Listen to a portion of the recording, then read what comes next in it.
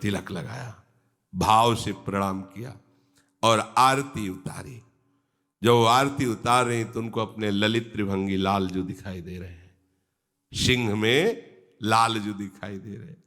सिंह तब तक ऐसे खड़ा रहा जैसे गाय सीधी बछड़ा सीधा। जे ही पूजा हुई, पूछ उठाई, दहाड़ मारी और पिंजड़े के ऊपर से छलांग लगाई। पिंजड़ा ऐसे रखा था कि निकलने के समय उसी में जाए, पिंजड़े के ऊपर से छलांग लगाई। बाहर जितने सैनिक थे तो जैसे खंभे से निकलकर नरसिंह भगवान ने फाड़ डाला हिरण्यकश्यप को, ऐसे ही। और नीचे से छलांग मार के जो बालकनियों में राजमहल के खड़े जितने विरोधी थे, आश्चर्य ये हुआ कि एक क्षण में सब हुआ। उनको अस्त्र चलाने और संभालने का भी अवसर नहीं दिया। एक सिंह कितने को फाड़ेगा, लेकिन इसमें नरसिंहावेश है भगवान का। सहस्त्रों को फाड़ के फेंक दिया, आंख झपकते झपकते समझ ही नहीं पाया कोई हो क्या गया। अब खून से लत मार के फेंक दिया। जो पकड़ने वाले विरोधी दर्शक कि हाँ अब देखो कैसे रानी को मारेगा दासी, वहां तो बछड़े की तरह खड़ा रहा। ये केवल प्रभु के दृढ़ आश्रय से ही ऐसा हो सकता है, नहीं तो दहाड़ में ही ना पूजा की थाली फेंक के भागले को होगा। क्योंकि अगर थोड़ी भी निष्ठा गई तो फिर ओ है वही मत्ता परतरम नान्यत किंचित अस्ति धनंजय। विमुखों को तत्काल मार दिया और जोर जोर से गर्जना करके आनंद की चाल में से जंगल की तो किसी की हिम्मत नहीं थी कि सिंह के आसपास। भूप को खबरी भई रानी जू की सुधी लई, सुनीनी की भांति आप नम्र हुए के आए हैं।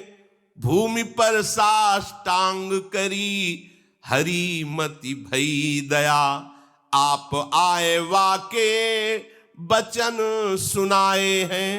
करत प्रणाम राजा बोली अजुलाल जू को, नेक फिर देखो एक और ये लगाए हैं।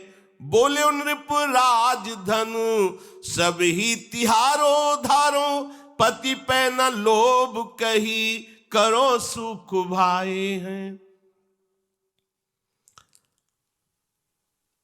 राजा ने पूछा मार डाली गई रानी अकेले माली कि दासी भी मरी, संत भी मरे? बोले एक भी नहीं महाराज। क्यों?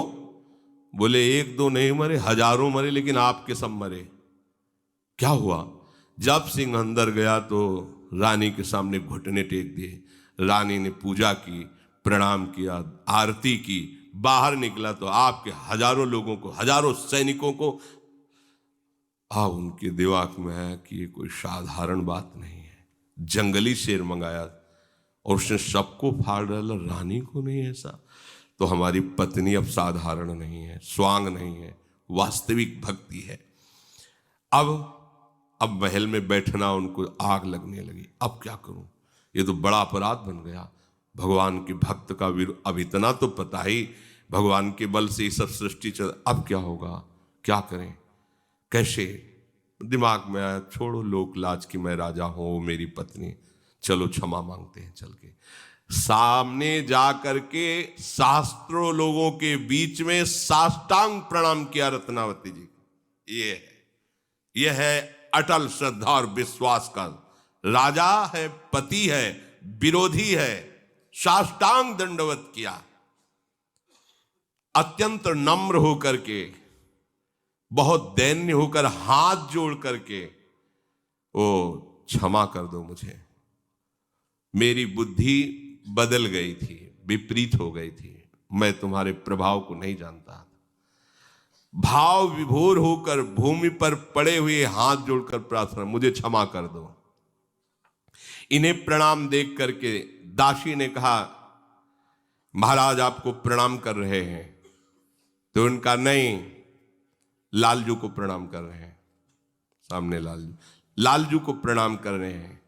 हाँ ठीक ही है, ये क्या, ब्रह्मादि भी हमारे लालजू को प्रणाम करते हैं। तो एक छोटे से प्रांत के राजा है, मुड़ के भी नहीं देखा, मुड़ के भी नहीं देखा और कहा लालजू को प्रणाम कर। ठीक ही है, क्योंकि ये क्या है, बड़े ब्रह्मादि शिवादि भी जिनके चरण रखने की चौकी को प्रणाम करते हैं, वो हमारे लालजू हैं। इसे कहते हैं निष्ठा। एक बार भी नहीं। प्रियता प्रियता है, प्रियता लालजू पे हो गई।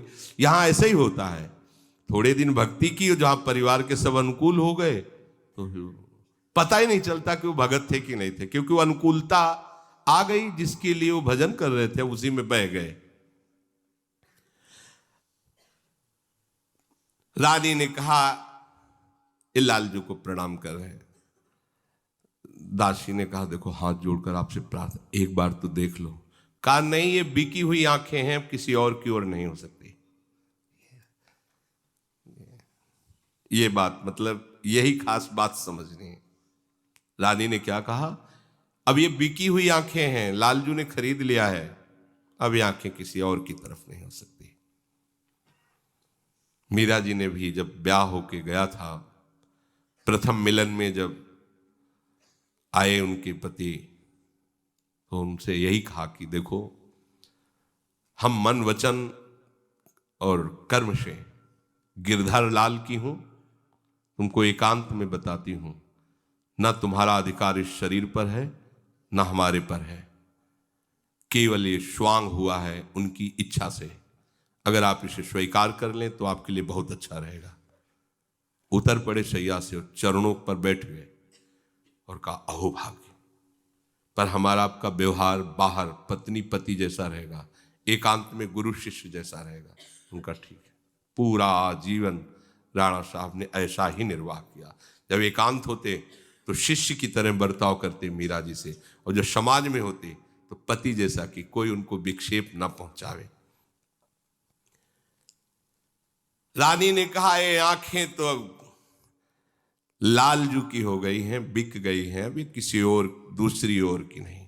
राजा ने हाथ जोड़कर कहा हमें क्षमा करो, ये संपूर्ण राज्य, इसका धन वैभव और मैं आपका हूं, आपको समर्पित हूं, आपका सेवक हूं, आज्ञा कीजिए। ये चमत्कार है भक्ति का। जो विरोध में है वही सर्व समर्पण, आप स्वीकार करें। रानी ने कहा मैं किसी संपत्ति, आपसे कोई संबंध नहीं, मुझे राज्य नहीं चाहिए, राज तो आप भोगें, संपत्ति आपकी, हमारी संपत्ति तो हमारे लालजू और संत जन है।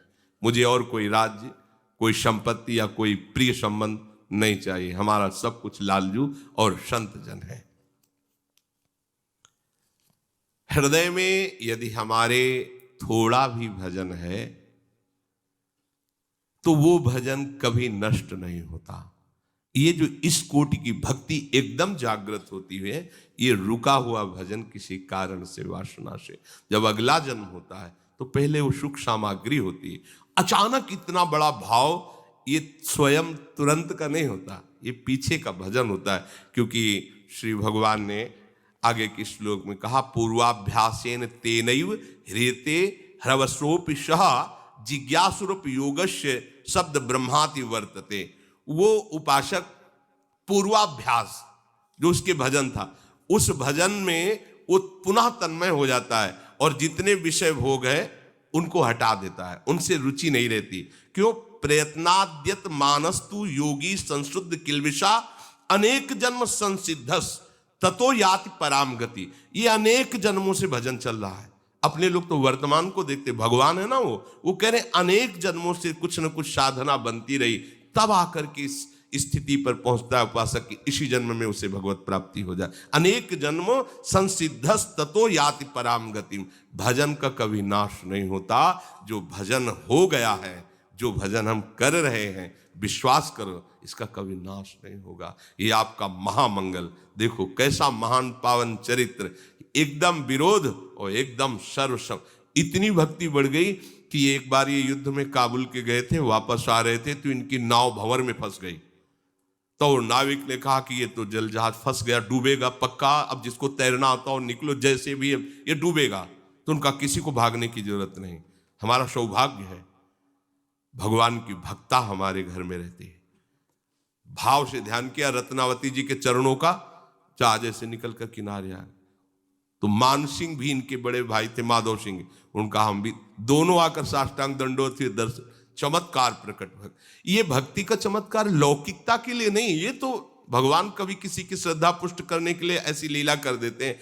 भक्ति का चमत्कार है भगवान का प्रेम आना, भगवान नाम के जप में प्रीति होना, उनके धाम में प्रीति होना, अपने जीवन को भोगों से हटाकर प्रभु में समर्पित करना।